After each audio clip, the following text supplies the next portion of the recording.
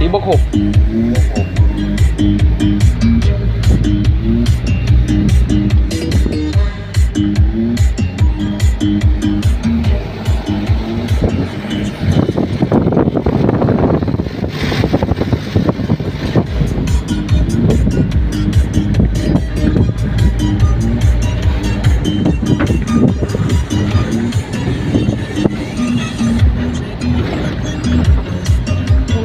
từng là mọc nước bên nhau với người yêu dấu